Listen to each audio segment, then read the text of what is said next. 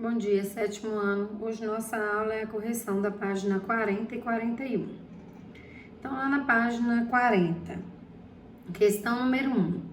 Observe no gráfico ao lado o percentual da quantidade aproximada dos principais gases presentes na atmosfera terrestre e depois responda aos questionamentos a seguir. Então, primeiro vamos observar o gráfico. O que é que meu gráfico está mostrando? Ele está mostrando as concentrações, ou seja, qual a quantidade dos gases que compõem a atmosfera, né? Quer dizer, quanto desses gases eu tenho na atmosfera, tá? Então, a letra A, usando como base o gráfico, que gás existe em maior quantidade no ar? Então, nós vamos ver aí que o gás que existe em maior quantidade é o nitrogênio, né? A gente vê isso na coluna dele. Olha como a coluna dele é muito mais alta do que os outros gases. Letra B. Qual é o percentual de oxigênio no ar? Então, o oxigênio é o gás que a gente usa para respirar, né? Então, no ar atmosférico, ele tem aproximadamente 21%. Tá certo? Letra C. Qual a importância desses gases para a vida na Terra? Então, todos esses gases, eles são importantes porque eles formam a atmosfera. A atmosfera, de certa forma, protege o nosso planeta. E, além disso, dentre eles está o oxigênio, que nós utilizamos na respiração. Dentre eles está o gás carbônico, que as plantas utilizam na fotossíntese. Então, todos esses gases aí vão fazer parte de processos dos seres vivos. O nitrogênio, quando é transformado em nitrato pelas bactérias, ele é fundamental para o desenvolvimento das plantas, né? Para o crescimento delas. Então, todos esses gases são bem importantes para o que a gente chama de processos vitais dos seres vivos, tá? Letra D. Explique de que maneira fenômenos naturais ou causados pelos seres humanos pode alterar essa composição. Então, os fenômenos naturais são aqueles que acontecem na natureza, sem o controle do ser humano, né? Então, o que seriam esses fenômenos naturais? A gente poderia pensar no vulcanismo, né? Então, vai ter uma erupção vulcânica. O vulcão, ele vai liberar só lava? Não, ele libera fumaça, ele libera fuligem, ele libera outros gases que compõem, que estão lá no interior da Terra. Então, um vulcanismo, por exemplo, uma erupção vulcânica, ela vai ser responsável, né, pela modificação da atmosfera naquele local, por causa da liberação de todas essas substâncias aí, tá certo? E as causadas pelos seres humanos, nós podemos citar as queimadas, né? Então, quando eu pego um local, arranco as árvores ali, faço uma queimada ali. Então, aquela queimada vai liberar aquela fumaça é rica em gás carbônico. Então, a quantidade de gás carbônico vai aumentar, alterando aí esses valores e essa composição natural da atmosfera.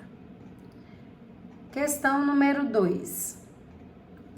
Essa tabela mostra o percentual da composição de gases na inspiração, entrada de ar no nosso pulmão. Então, quando a gente respira, nós fazemos dois processos. Inspiração, quando a gente coloca o ar dentro do nosso pulmão, e a expiração, quando nós tiramos esse ar de dentro do nosso pulmão.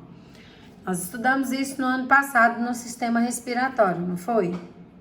Então, o gás que a gente vai inspirar, colocar dentro do nosso corpo, são os gases atmosféricos. Entra nitrogênio, entra oxigênio, entra gás carbônico, entra vapor d'água e todos os outros gases que tiverem na atmosfera, tá? Mas como esses são os principais, nós vamos falar deles. Então, 78,62% de nitrogênio entra no nosso pulmão, junto com 20,84% de oxigênio, 0,04% de gás carbônico e 0,5% de vapor de água. Então, esses gases estão na atmosfera. Quando eu inspiro, puxo o ar para dentro do meu pulmão, tudo isso vai entrar. No meu pulmão, ocorre o que a gente chama de troca gasosa. O que é a troca gasosa? Vai acontecer da gente capturar, né, os gases que o nosso corpo precisa. Principalmente o gás oxigênio. Ele vai ser capturado na maior porcentagem, tá? E a gente vai liberar os gases que o nosso corpo produz, como gás carbônico, como vapor de água. O nosso corpo produz esses gases através do nosso metabolismo, ou seja, do funcionamento mesmo do nosso corpo. Então, é uma forma de expulsar esses gases que não podem ficar no nosso corpo. É um exemplo do gás carbônico. Se ele ficar no nosso corpo, ele vai ser tóxico. A gente pode morrer por causa disso. Tá certo? Então, você vai ver que quando a gente inspira, vai entrar uma quantidade de gases, uma proporção de gases, e a proporção no ar expirado vai ser diferente, né? Olha quanta água que sai, olha quanto gás carbônico que sai. Olha o oxigênio, que sai numa quantidade bem menor do que a que entrou, né? E o nitrogênio também sai numa quantidade menor do que entrou. Mas nem todos os gases, por exemplo, o nitrogênio, ele não vai ser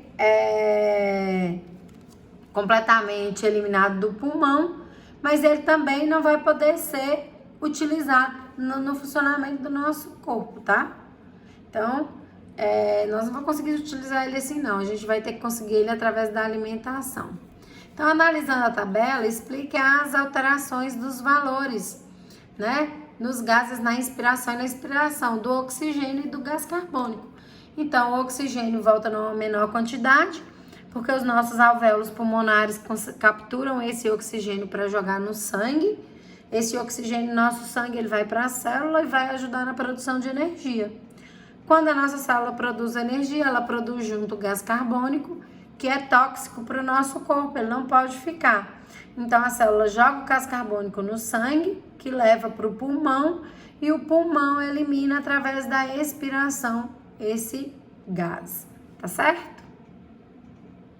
Então, vamos para a questão 3. A questão 3 fala assim, ó. Em 1995, Valdemar Niklevics foi o primeiro brasileiro a atingir o topo do Everest, a maior montanha do mundo. Com 8.848 metros de altitude. Para a empreitada, muitos equipamentos foram necessários, incluindo tubos de oxigênio, pois nessa altura o alpinista tem disponível apenas 30% do oxigênio que respiraria ao nível do mar. Quais são os principais sintomas que uma pessoa pode ter ao respirar o ar rarefeito? Então, ele poderia sentir, se ele não tivesse levado os tubos de oxigênio, né? Tonturas, desmaios, náusea. O que é náusea? Vontade de vomitar, né? Então, ou o próprio vômito, né?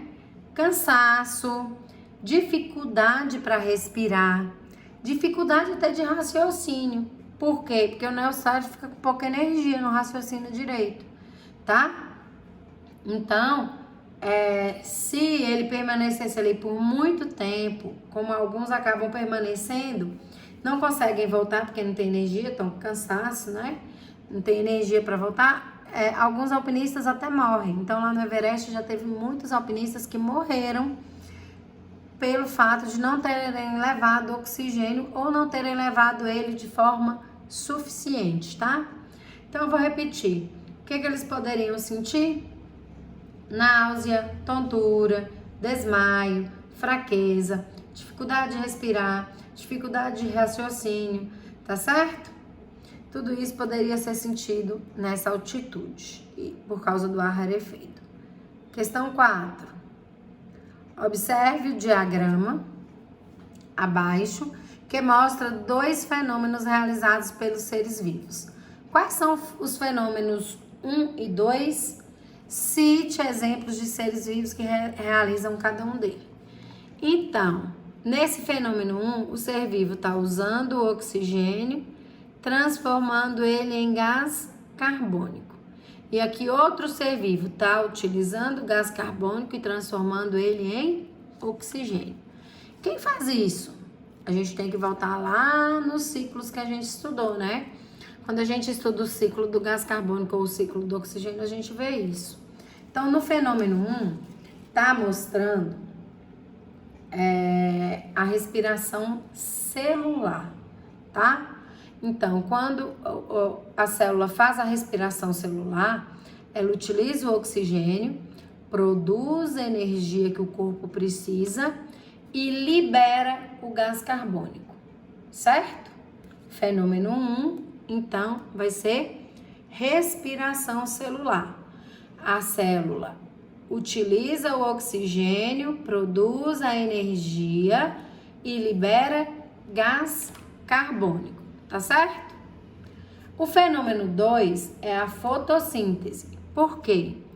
A planta captura o gás carbônico e junto com a água, junto com o sol, produz a glicose e libera oxigênio.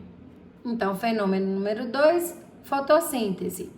A planta captura gás carbônico junto com a luz solar e com a água, produz glicose e libera oxigênio.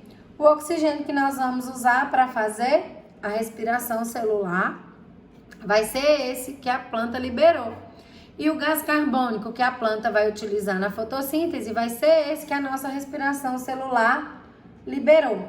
Então, aqui a gente vê o ciclo desses gases na natureza. Questão 5. Relembrando as cadeias alimentares que foram estudadas anteriormente, podemos dizer que elas têm relação com o ciclo do nitrogênio? Justifique sua resposta. Sim. Por quê? Porque é por meio da alimentação e das cadeias alimentares que o nitrogênio acaba chegando ao nosso organismo, tá? O nitrogênio, ele é fundamental para que o nosso organismo tenha proteína. E proteína é como se fosse o tijolo do nosso corpo. Com o tijolo a gente não constrói a casa, com as proteínas a gente constrói o nosso corpo, tá? Então, esse nitrogênio, ele faz parte das proteínas. Então, o que acontece? As plantas conseguem esse nitrogênio através principalmente de bactérias, né? As bactérias transformam o nitrogênio no nitrato que as plantas utilizam para produzir as proteínas das plantas. O consumidor primário, ao comer as plantas, está se alimentando utilizando esse nitrogênio. E o consumidor secundário, quando se alimenta do consumidor primário, também vai comer esse nitrogênio que está formando o corpo do consumidor primário, tá certo? Então, os seres vão passando de um para o outro, esse nitrogênio começando pelas plantas. Questão 6. Algumas doenças que você estudou são classificadas como causadas pelo ar e outras como transmitidas pelo ar. Qual a diferença para essa classificação? Então, as doenças que são causadas pelo ar estão ligadas com a poluição, né? Então, se o ar está poluído, ele pode te causar alguma doença. Se ele tem uma substância muito tóxica, ele vai intoxicar o seu organismo, então é uma doença causada pelo ar.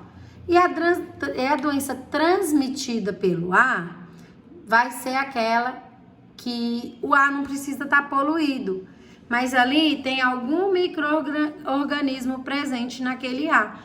E aí, quando você inspira aquele ar, esse micro-organismo entra para dentro do seu corpo. Então, as doenças causadas pelo ar é quando o ar está poluído, contaminado.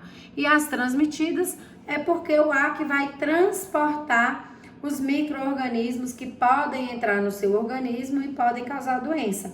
Olha o corona aí. O coronavírus é uma doença transmitida pelo ar. Por isso que as pessoas usam máscara, né?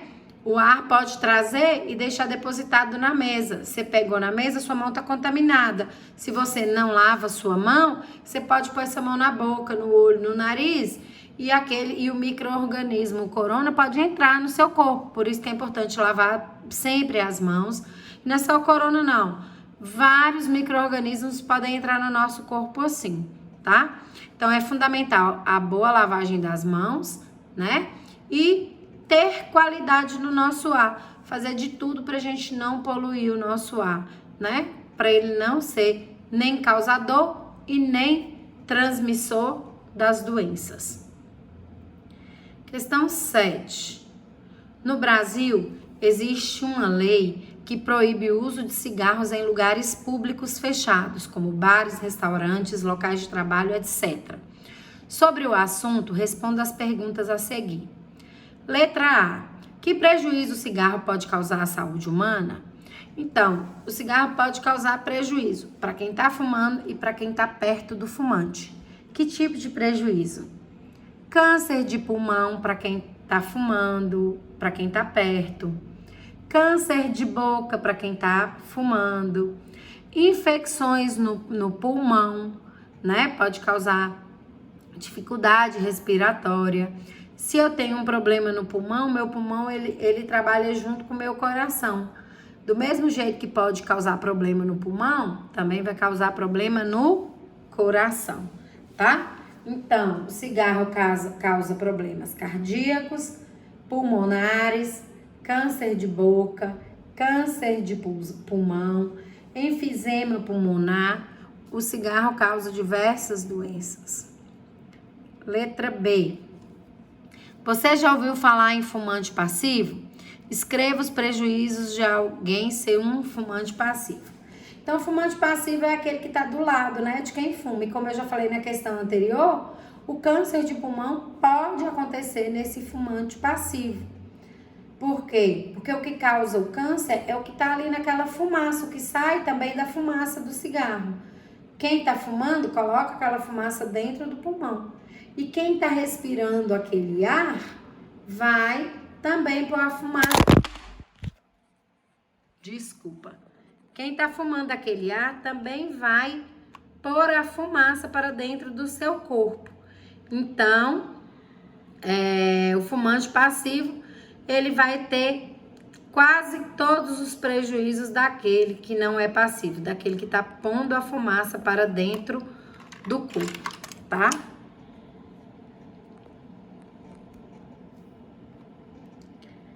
Questão C. Escreva algumas das vantagens que essa lei traz às pessoas. Então, a principal vantagem é da pessoa não ser um fumante passivo, né? Então, se eu tô num restaurante fechado e 2 mesas depois da minha tem uma pessoa fumando, então eu seria um fumante passivo ali. Eu ia ter que levantar, ir embora ou, né, pedir a pessoa para pagar o cigarro, geralmente, o que não acontece. Então, a principal vantagem aí, né, é que as pessoas que não são fumantes, elas não vão ser fumantes passivos nesses locais, tá? E aí vão ter menos riscos de doenças como câncer de pulmão, né? Menos riscos de terem que ir ao médico por causa de um enfisema pulmonar, por causa até de uma pneumonia, certo? Então, a nossa correção acaba por aqui. Estudem bastante, tenham uma boa aula. Eu deixei para vocês uma trilha sobre o que nós estudamos aberta. A trilha é até hoje à tarde. Então, façam a trilha, porque a trilha vai valer como nota de trabalho, tá? E daqui uns dias eu já vou estar agendando com vocês uma avaliação.